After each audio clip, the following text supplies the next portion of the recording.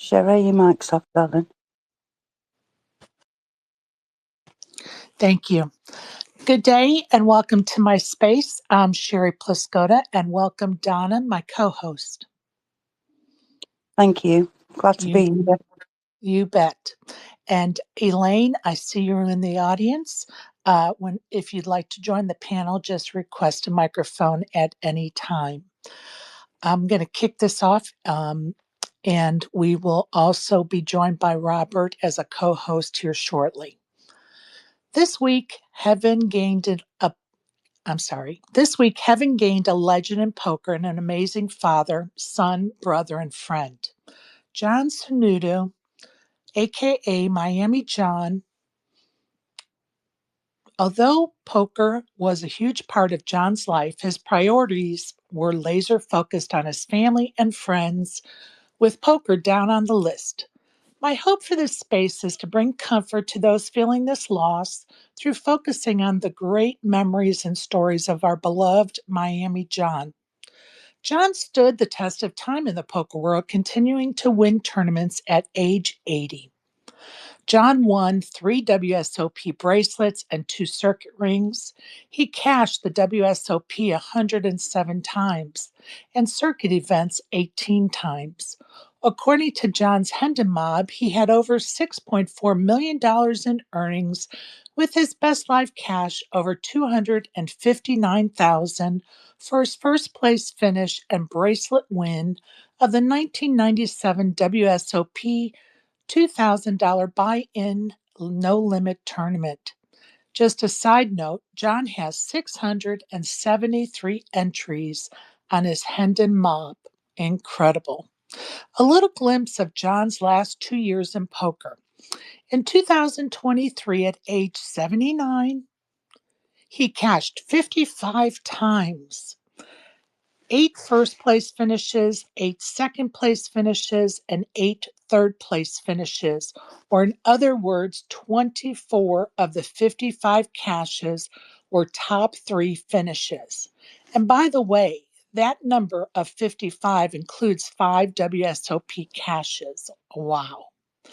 In 2024, John had 15 entries on his Hendon Mob at age 80, which included 2 first place finishes, 4 second place finishes, and 3 third place finishes, for a total of 10 top 3 finishes out of 15. He won a $600 deep stack Venetian tournament and an Omaha 8 or better tournament at the Orleans.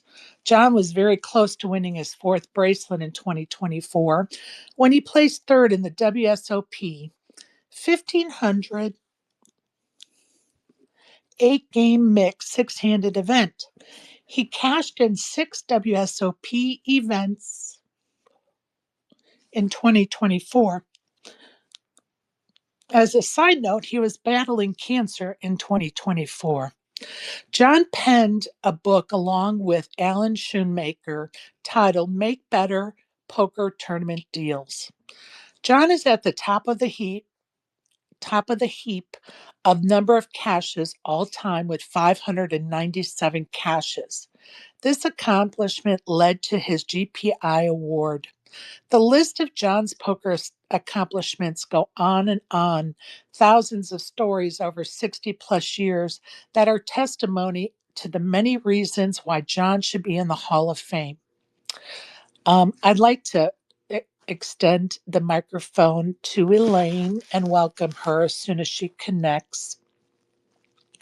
Hello, Elaine. How are you? You'll have to press the microphone button in the bottom left corner. Hi, hey, Sherry. I'm doing okay. I'm sorry for your loss. For those that may not know, this is John's sister, Elaine, and I'm glad you can join us this evening. And you just insert yourself whenever, or just enjoy the space. Okay, Elaine? Okay. Thank you so much, Sherry. You're absolutely welcome, and I'm glad you're joining us this evening. And I see Robert Turner is trying to join us. I think he's having some technical difficulties, so we will wait for him to return. And Donna, if you can help him get up when he returns, I would appreciate that as well. No worries. I'm going to, okay. Also, Donna, is there a story you'd like to kick us off with about John? Yeah, of course I do. I would. I'd love to kick off with this story. In December 2012, John outlasted a field of 164 in an event 8, a $365 limit Omaha 8 or better, to earn his second gold ring at Harrah's. He added this to this illustrious WSOP resume and boasts 2 circuit wins. John said, "It feels pretty good. It's been a long time waiting. The last ring came at Lake Tahoe, and I think it was like 66 years ago," he said with a laugh. It was never about the money for John, as much as the competitions and him always trying his hardest. He also admitted enjoying playing tournaments and that he was a sucker for them. Ron Fast, John's heads-up opponent, certainly gave him a run for his money. Ron really wanted to win the ring for his mum. Unfortunately, that didn't happen. John's victory proved to be bittersweet for him. He said he really wanted Ron to win the ring for his mum. His mum is ill, and I almost wished he'd won it. But the cards have it that I just got lucky. It would have been nice to see him win too, either one of us.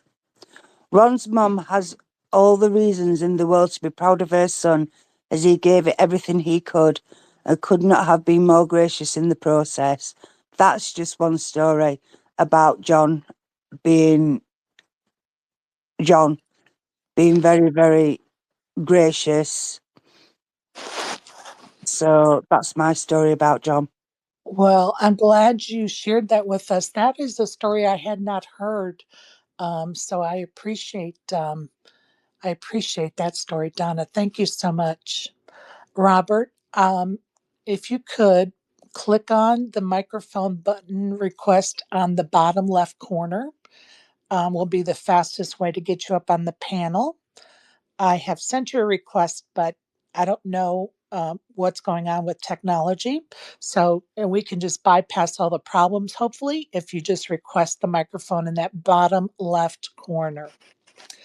I'm going to try to play a clip of when John was on our show last February.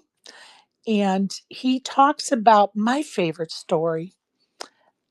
He talks about being at the Taj Mahal, and I just think it's a great story. So hopefully, I'll be able to get this clip to play. So stand by and fingers crossed. Here we go.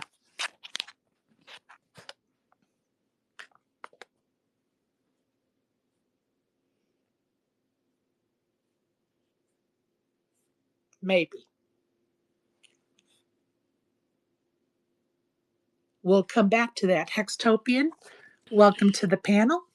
Hello, hello. It's quite ironic, really, you're about to play that because that's the first time I ever heard John speak or knew about him. And instantly, I thought he was a great guy, great stories. And he's one of those rare people in life where you can take a liking to someone almost immediately. He seemed like a gentle soul and a decent man. But yeah, I didn't know him very well. That was the first time I ever heard him speak, but it was very enjoyable to listen to him tell us a little bit about his life. Sorry for your loss, Elaine. I hope you're doing okay. Thank you, Hex. I appreciate that. And I, as you know, went on a quest, and there were quite a few people that had never been in contact with John or had any, never played with them or just never, was around him. And so for us to be able to have the opportunity to introduce him to so many through spaces was really a treat because he was such a delight to have on for an interview. So let me try this again. Stand by, please. But anyway, one of my favorite stories about you, John, is I want to say it was in Atlantic City, maybe at the Borgata, and you were playing, I believe, a WSOP event, and you final tabled two different events, and they moved the final tables, and you were playing both events at the same time. So you were running across the room or whatever, from ballroom to ballroom, whatever the situation was, to play both events at the same time. Could you walk us a little bit through that experience? Sure. First of all, it wasn't at the Borgata, it was at the Taj Mahal. Awesome. And I had qualified to get into day 2 of the No Limit event. I think it was like 300 some odd players. It was a $550 event. This is back in, I was 65 years old, back in 2010, I believe. Yeah.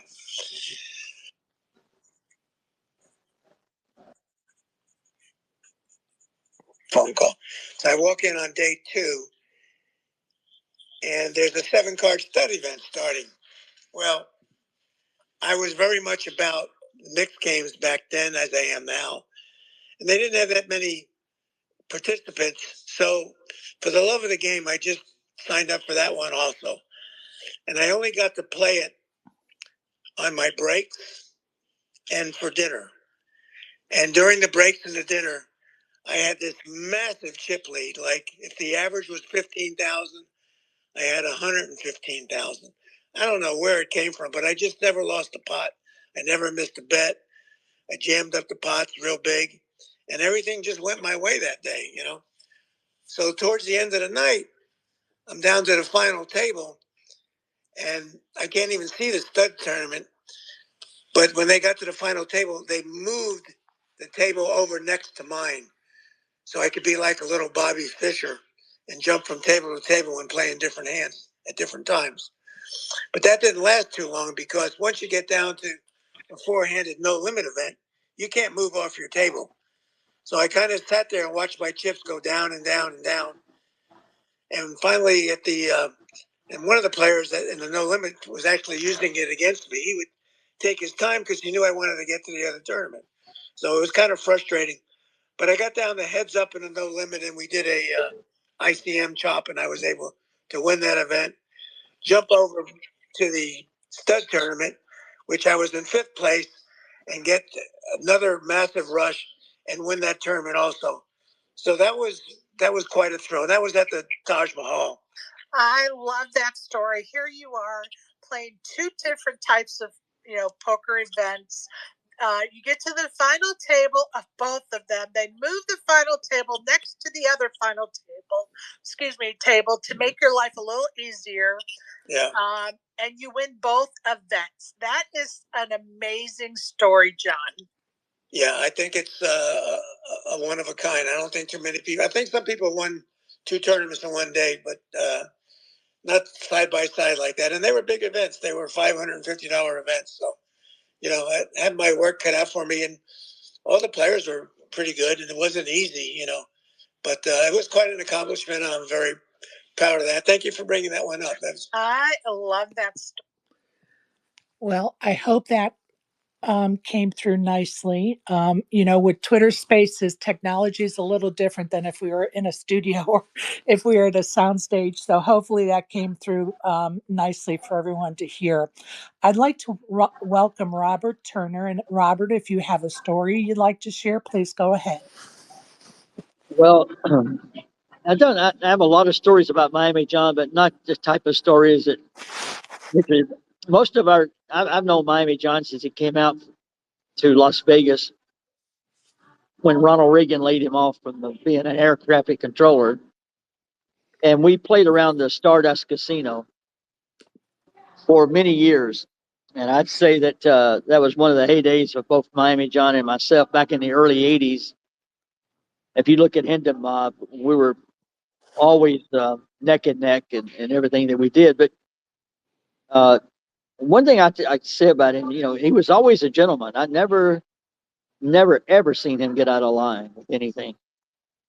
Later on in life, I created the first Legends of Poker, and I picked about 30 top poker players that I thought were class acts that would represent the industry. And Miami John was one of the first legends of poker that made him wear a tuxedo and come and host an event for the Bicycle Casino. But just a truly class act, and we stayed good friends forever. I mean, every tournament we always talked about the game and who was live and who was not. And, I can't say anything but great things about him.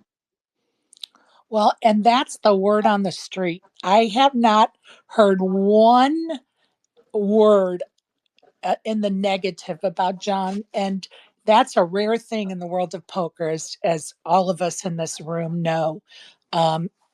It's awesome. It's awesome that his legacy in the poker world is not only these marvelous accomplishments that he has maintained through his whole life, but that he maintained it with grace and dignity, and a gentleman. He's always a gentleman. So Robert, I'm so glad you shared that with us. I don't remember. I don't know if when I think back over the 40 years that I knew John, I don't remember anyone having anything bad to say about the guy. That's hard to do in poker. I mean, Absolutely. they can say he blew up at this table, or he did this, or he did that, but nothing about Miami John. And that's why I guess I don't have that kind of stories that interesting. My association with him was strictly business. I mean, we met at the tournament. We were both determined to win. There was uh, no afterplay, no partying. It was all just serious poker business. I love that. And just like John, you're the ever what is it, ever ready bunny too. You've been around the block or around the city a couple of times, haven't you, Robert? Yeah, maybe too long. I'm having a party Saturday week, be my 77th birthday. Where's that So going to be at? that's at Hollywood Park Casino. And what time And is that tournament? that's 11 o'clock. It's going to be an Omaha tournament. Uh, I expect the prize pool to be close to 20,000. It's only a $77 buy-in with a $100 add-on. And didn't I read somewhere that you're dedicating something that day? Or Yeah, we're going to do take a moment to honor Miami John, and that'll be at Hollywood Park Casino, February 22nd at 11 o'clock. awesome. Thank you for updating us with that information. Excuse me.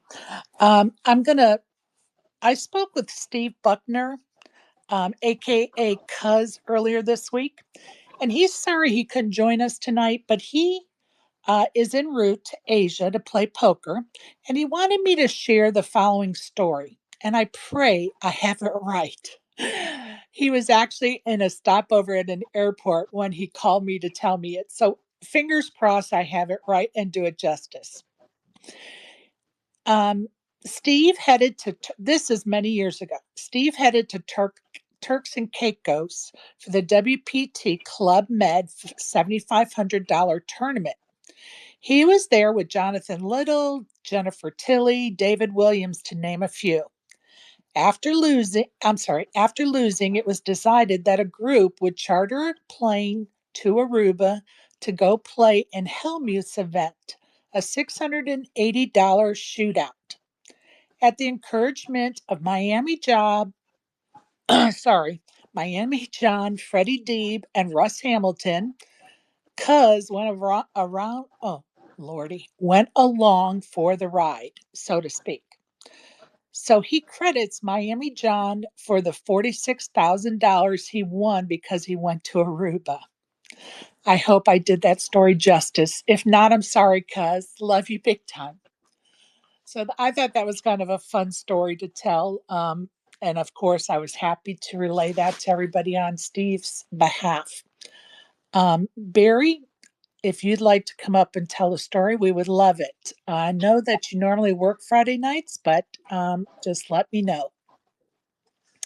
I also heard from Kathy Chang this week, and she sent me something to read because she is currently on the felt.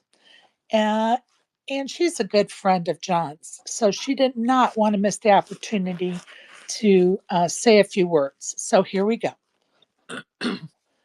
My name is Kathy Chang, and I'm a recreational mixed game tournament player. I'm currently playing a horse tourney.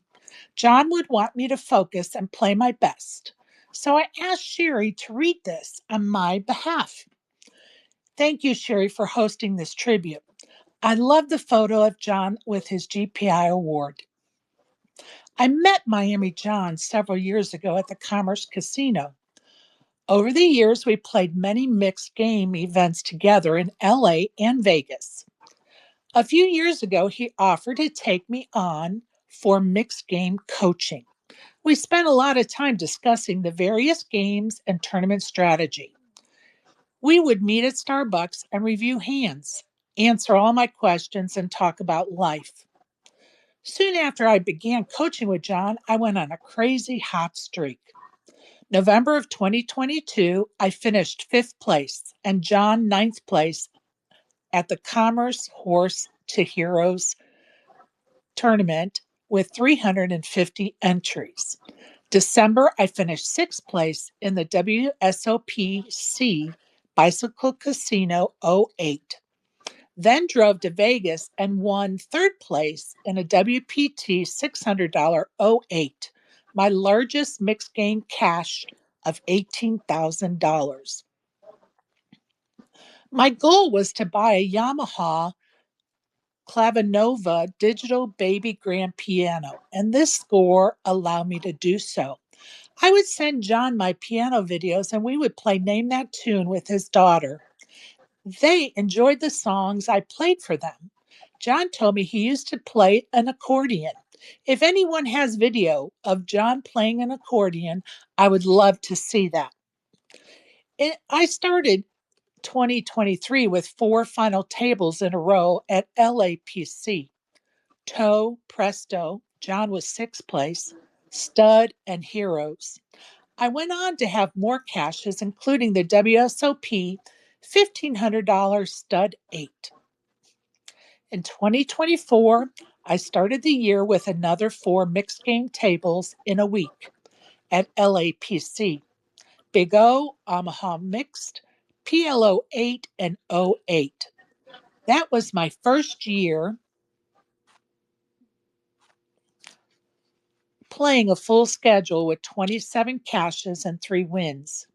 In March, John said I would win a ring on May the 15th, which was our 30th wedding anniversary. Wedding anniversary. His prediction came true.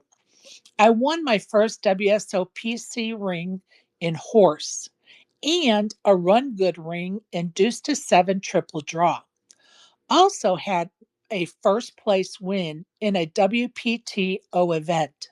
That was my career best high year so far. I tell you all this because I want to say that John was an incredible poker coach and friend. He was amazing at all the games. He was always so generous with his time.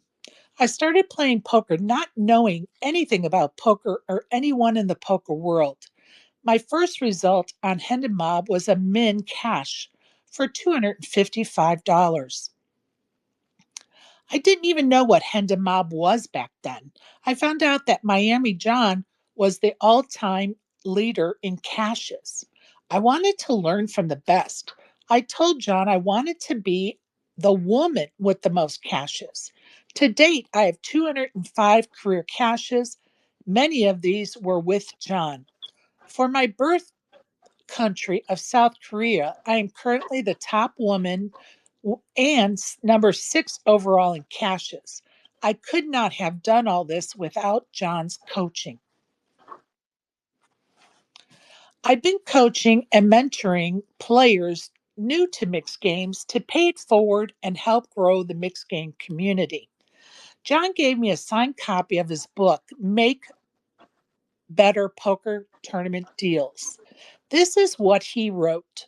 Kathy, to my friend Robert, I have muted you. Please leave your mic muted. You have a lot of background noise. Thank you. This is what he wrote. Kathy, to my friend and one of the most fiercest competitors I have played against. Hope to make a deal at our next final table together, Miami John Cernuto. John sent me hundreds of texts, emails, handwritten notes over the years. I saved them all and read through them this week. John told me of his medical situation, but always remained positive and was winning tournaments until he could no longer play. I was texting him until a few weeks ago, sent him photos and updates to let him know I was praying for him. This was one of my favorite texts.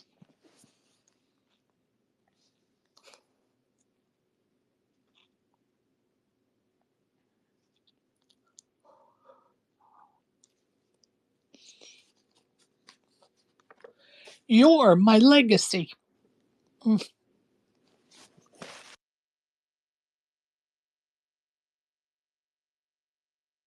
I almost made it through it. You're my legacy for teaching. Make me proud.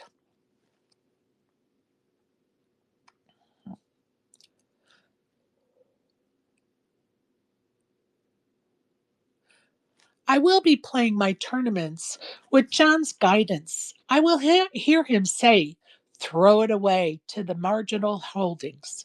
John was always so kind, supportive, and encouraging. I hope to continue to make him proud. Thank you to Hendemab for recognizing John's tremendous accomplishments. I hope WSOP Hall of Fame will do the same. I hope to see you all at the Mixed Game Festival at Resorts World this Monday for the Miami John commemorative OE event. And I hope to see everyone at Miami John's celebration of life this summer at the WSOP. To John's family and friends, I send thoughts and condolences. It was truly an honor to know him. Thank you, Kathy Chang.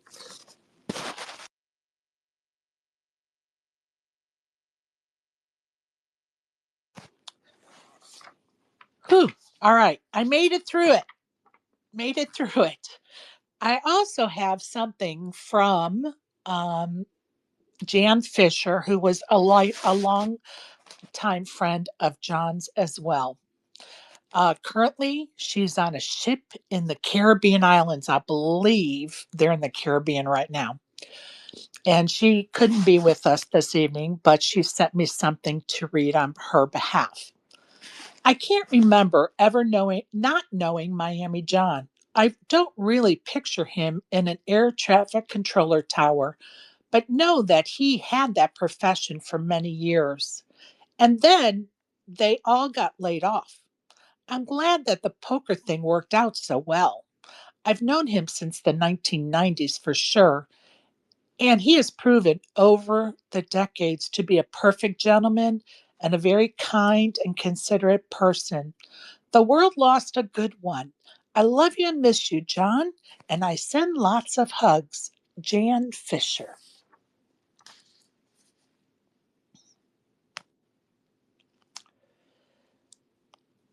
This was sent to me by the First Lady of Poker, Linda Johnson, who is also on that cruise ship. Hi, I'm in the middle of the ocean, or I would be present for Miami John's celebration of life. Thank you, Sherry, for reading this. I met Miami John in the 1990s and was lucky to have him in my life for so long. He went on some of our cruises with his beautiful daughter and was such a great father to her. During COVID, John played in our private league, and we would often get heads up, and we always battled to the finish. No deals. He was a tremendous competitor and obviously an excellent player. I never once saw him throw cards or get angry at a poker table. There will be a void in my heart with his name on it. Rest in peace, my dear friend Miami. From your dear friend Linda Johnson.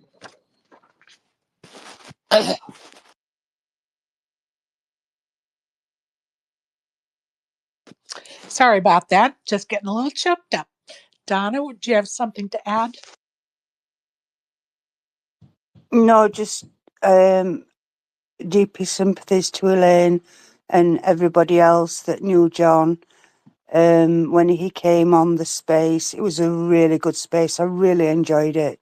Such a sweet and gentle man. He certainly was. And I am going to ask Robert the same thing. Is there anything you'd like to add? Yeah, a couple things. You go right ahead. I I wrote a couple articles about John. One was part one and part two. I can't find part one. I don't know why, but anyway, uh, in those articles, I talked to James Woods and we interviewed John, for the article and stuff. But why he's not in the Hall of Fame has been a disgrace on the WSOP for years.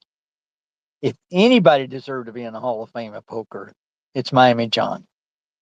And James Woods told me, he was pushing for it a couple of years ago, 2 or 3 years ago, and we thought for sure it was going to happen. But maybe they'll come to their senses. There is no Poker Hall of Fame if it doesn't have Miami John in it. I mean, what is a Poker Hall of Fame? I could not agree more. And so that bothers me a lot. But I hope that maybe they can make amends, and he truly belongs in the Poker Hall of Fame. If anybody finds Miami John, the part one, and the reason being this was posted on a Gaming Today. They've been in business 40 years, and during COVID, they went out of business. They took their website down, and I can't find the article, and I don't know why. Because every time I find it, it says click on the Gaming Today to read it, and their site's down. But I have part two. I just missing part one. It'd be a good read for anybody that wants to see in John's words in an interview. And it took two parts to write it. And I appreciate you sending me part one if you find it. Absolutely. Go ahead, Donna. Yeah, Robert, I'll have a look for it. There's a Wayback Machine. It's a website that you might be able to bring it back up on. But I also noticed that Norman Chad's joined us in the chat. So if Norman wants to come up and Norm, request a mic. I sent you a mic, but if you didn't catch it before it flew off your screen, just press the request button in the bottom left corner, Norm, and we will get you up here, buddy.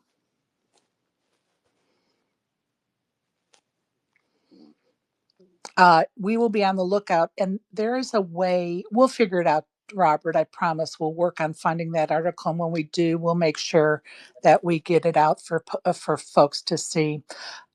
Norman, Chad, welcome to my space. Would you like to share something? Sure. Just drop it in here. I am contractually obligated to take my wife to dinner tonight. Like a In good about man should be. well, if I wasn't contractually obligated, she'd be cooking probably. But yeah, we're leaving for dinner in about 20 minutes. By the way, I heard I just when I was getting on, I heard Robert talking, and just two things that I miss gaming today, which used to be at the card rooms, and when I used to have a very, very long wait to get onto the only stud 8 game at Hollywood Park, I would read, Card Player and Gaming Today and Poker Player. So I'm sad that those are gone.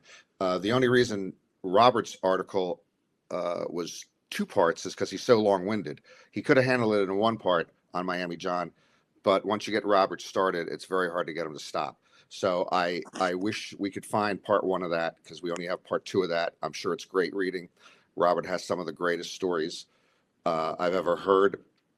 And he was talking about the Hall of Fame, which is very unfortunate but Miami John is not in that. He's like a slam dunk poker Hall of Famer. And the way it's set up, uh, I just don't see how he's going to get in anytime soon, unless there's some wave of sympathy for him to get in this coming year. But as you know, there's only one person that gets in per year now, a restriction they put on 3 or 4 years ago. And the second thing is they switched the entire voting to the current Hall of Famers, which I think is a terrible mistake. They had a combination earlier of Hall of Famers, media people, and industry veterans. And anyway, the current Hall of Famers, as it is constructed, it's not a Miami John group. and people like Brian Rast or Daniel Negreanu are not going to be lobbying for Miami to get in, which is a shame. So we'll do our best. I've always thought there's a lot of older people. I used to also lobby for Thor Hansen, the late Thor Hansen, one of the greatest influencers of poker in Europe and particularly in Norway. And people like Thor and Miami John should be in. And it's just going to be tough to get them in until they change what they're doing right now. Anyway, he is. I agree. You know, he I met him early on. He was always very kind to us when we first came to the World Series, and very few of us had any World Series knowledge. And he just would take us under our wing. He was incredibly helpful to the production crew at ESPN. I got really friendly with him early. I was fortunate enough to a couple times ESPN we had the U.S. Poker Championship about 20 years ago, which was sort of the East Coast World Series of Poker at the Taj Mahal in Atlantic City, and they had a contract to do that for 3 or 4 years. And I went back to do that. And Miami John, I got to eat dinner with him. That's when I first knew him a couple of times in Atlantic City in an Italian restaurant that's still there, Cafe 2825. And he brought his mother along, who I believe lived nearby or lived in New Jersey. And it was a delight. And the thing about him, and this is why he's always so giving, when we sat at those dinners, he talked to her like I was the king of the world. Like, Mom, you can't believe who we're eating dinner with. I mean, this guy, he's the voice on TV for the poker, blah, blah, blah. And he'd love telling the story that when I was on TV, Mom, I was on TV. And he told everybody, you can't trust this guy. His name's Miami John, and he's never been in Miami. So he just loved, which is not true, but but I remember he had told me the story that when he was getting into poker, obviously in his 40s, and he'd asked his kids about it, and they wanted to give him a nickname, and they thought Miami sounded great. I mean, he had been to Miami, but he has no ties to Miami. But his daughter picked out Miami John. It's unlike, Oklahoma Johnny was from Oklahoma, Amarillo Slim was from Amarillo, but indeed Miami John was not from Miami, had no ties to Miami. But I can't imagine him being anyone other than Miami John Cernuto. But he was such a delight at dinner.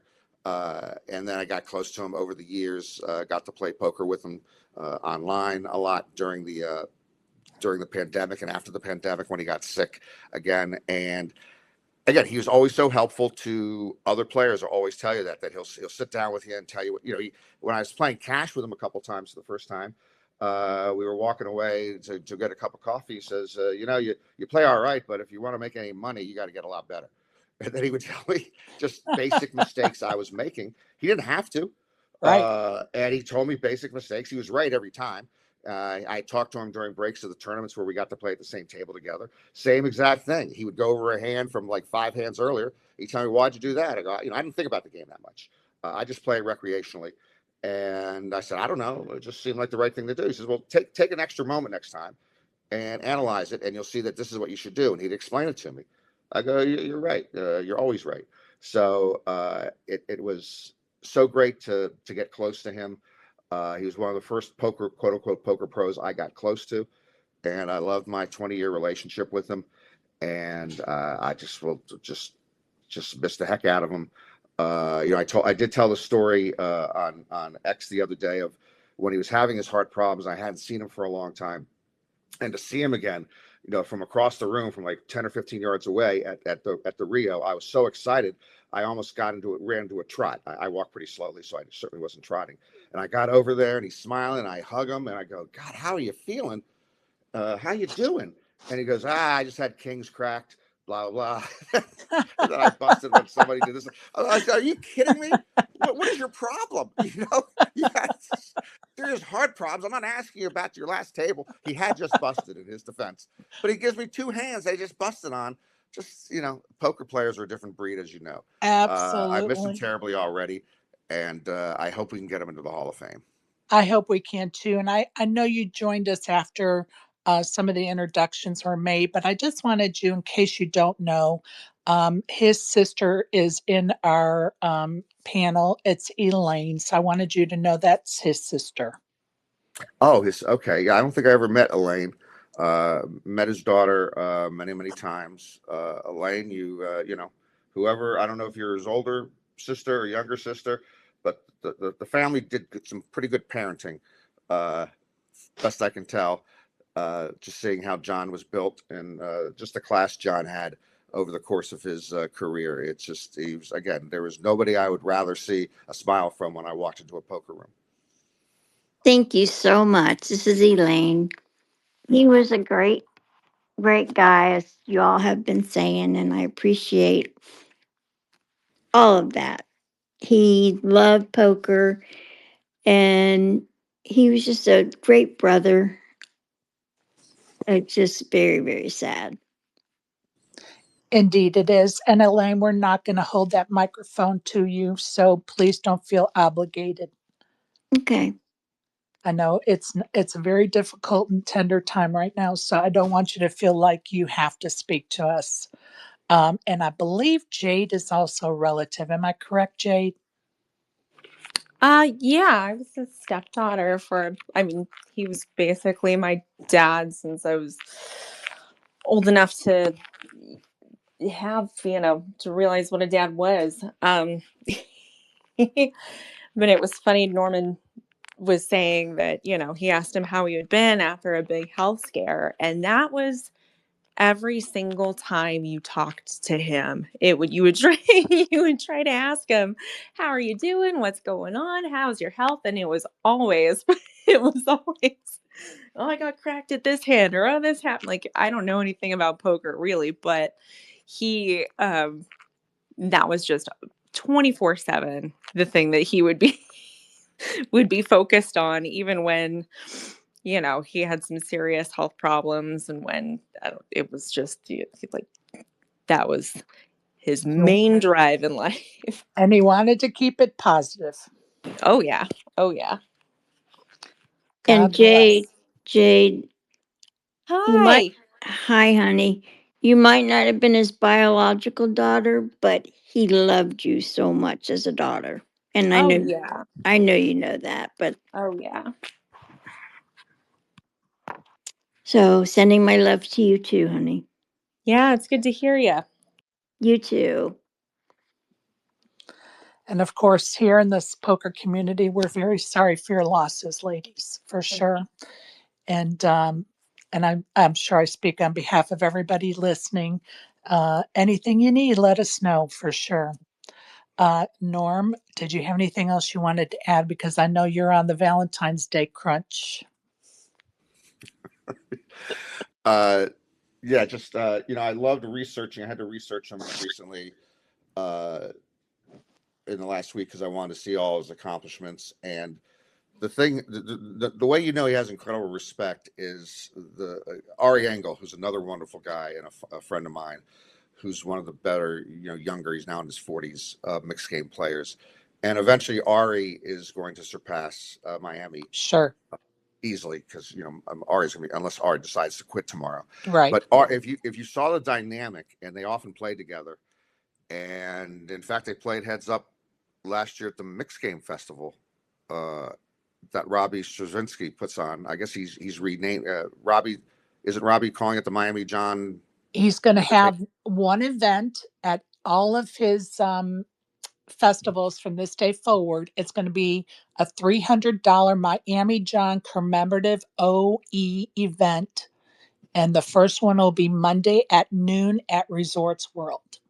Okay, so that's a terrific gesture on Robbie's part. Another great supporter of the mixed game community. And I know he met Miami fairly late on, and he loves Miami. But last year they had Ari, and or 2 years ago, one of the two, they had Ari and Miami John heads up for the horse title or something. If you saw, I wish we had them both talking 15 minutes on tape or on video about the other. Just an enormous amount of respect. I love that Ari always respects his elders, and particularly respects a pioneer in the game such as Miami. Talks so sweetly about Miami, and Miami does the same. Always did the same thing about Ari, and it's just one of the great things. I know it's the same thing. It happened with my broadcasting colleague Maria Ho when she first was exposed to Linda Johnson and Jan Fisher. They had an incredible bond. Her best friend, Maria's best friend, was Tiffany Michelle. They were roommates, and Right. they considered Linda and Jan to be sort of like, just sort of like mentors or, senior advisors to how they should act. and they have great respect back and forth with each other. And that's what I always saw between Miami and Ari. And it just tells you just about the character of each individual and the way they handle themselves around the table and the way they always treated other people. And I love the fact that they both, who were incredibly competitive, and they would definitely go to the end on anything. They weren't going to cut a deal. They just had so much respect for each other, and they were a delight to be. I never got to play with both of them at the same time. I've played with Ari at tables. I played with Miami at tables. I never got to play with both of them at the same table. But Ari's respect for Miami speaks volumes, and it also speaks volumes for Ari as well. I could not agree more. Ari is a big favorite here in the spaces. We've spent many of hours with Ari in the spaces, and there's a certain level of ambassador for the world of poker in my eyes. Mike Saxton, right? A great ambassador of poker.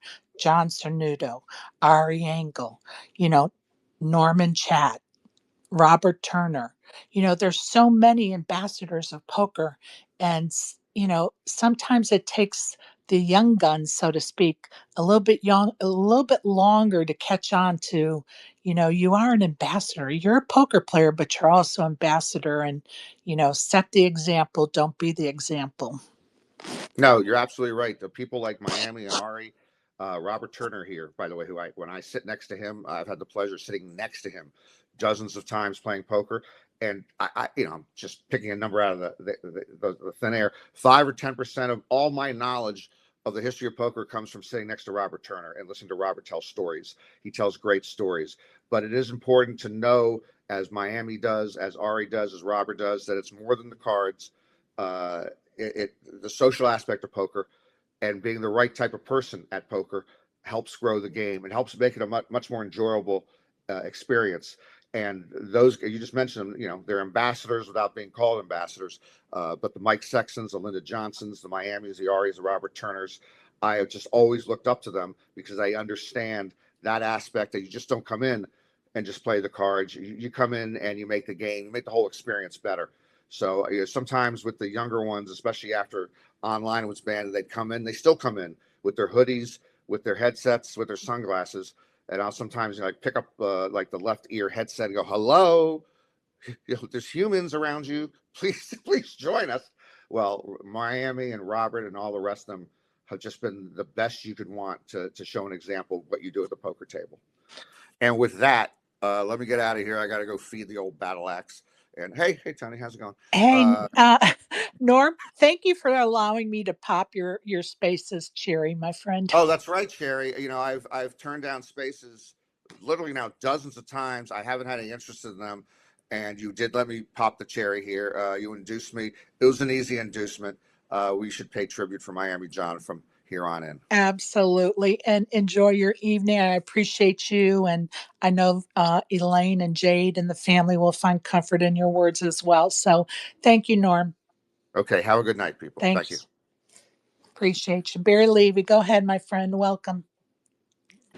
Thanks, Sherry. Thanks for doing the space. Thanks, Donna. Elaine, nice to hear from you. I'm sorry if you're lost. I was looking through my texts, and I saw back in June, I text John, are you playing the horse? And he said, yes. I said, where? I got to come kiss the ring. So he told me where he was. I went to see him. I ended up finishing 48th in that tournament. He ended up finishing 12th. It's probably one of the last few times I played with him. But yeah, I urge anyone who hasn't had a chance to listen to Sherry's space she did with Miami John. It's on YouTube. It's in my pinned tweet. I'm sure it's in her timeline. You can find it. It's definitely a good listen and tells a lot of good stories. That's all I got. Thank you, Barry. I appreciate that. And it was such a delight to have that interview with him. As you know, you and I have kind of been updating each other about John's, ongoing battle with his cancer, and just trying to keep up with him in our prayers. And so I appreciate you. And yes, you guys can listen to that interview anytime you want. It's on my YouTube channel. I do have it not too far down in my timeline on my Twitter account as well.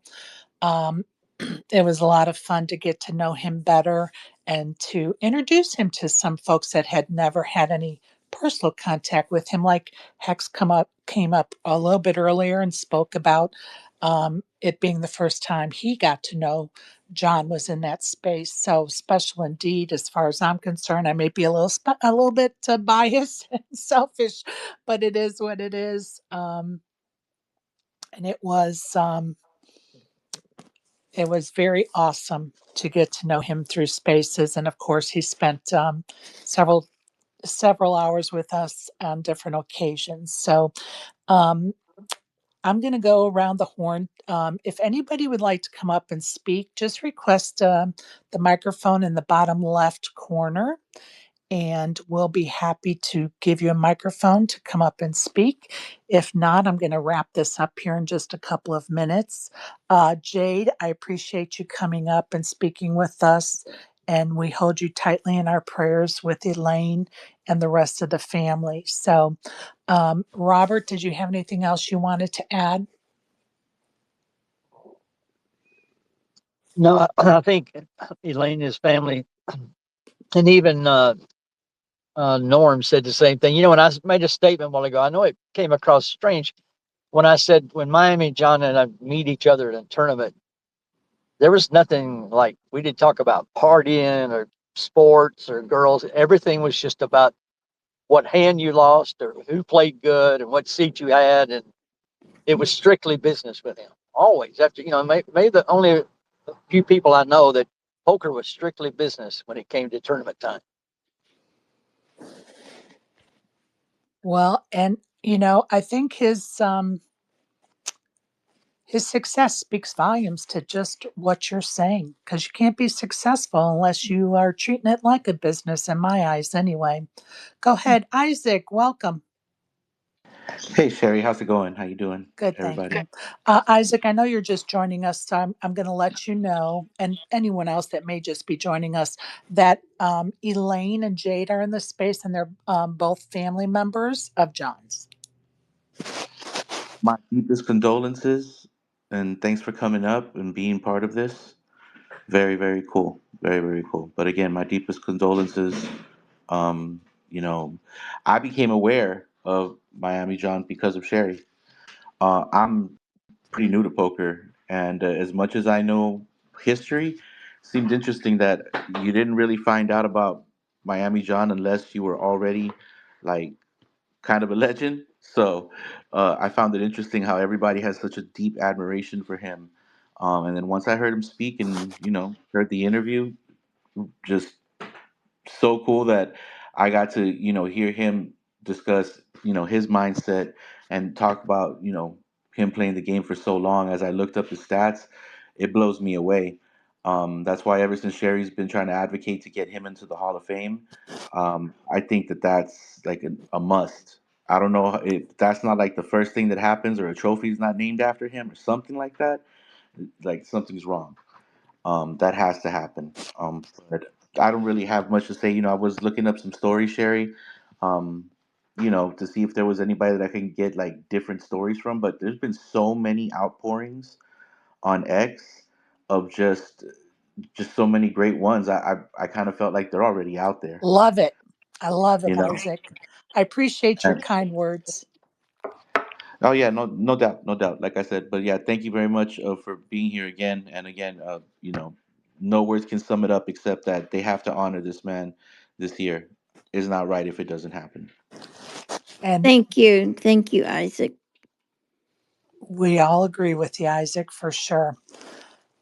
I'm going to go ahead and wrap this up with some final words. But before I do, I'm going to try to cue up another clip for us to listen to. So give me just a moment, and hopefully, technology will cooperate. Hopefully, fingers crossed. Here we go. It's kind of rough being sidelined. And James Woods has named me as the Cal Ripken Iron Man of poker. I've been a grinder in tournament poker all my life, pretty much, at least since I've come to Las Vegas. And for me to do something else just doesn't seem right. This is what I do. This is what I love. I'm very humbled that your show has come to me and put me in the spotlight for being a member of the Hall of Fame. It's not going to change my life if it does, but it certainly would make me proud. I'm very humbled by it and very appreciative of you guys carrying on the baton for me. I appreciate it very much. It's nice to have Sherry in your corner. Well,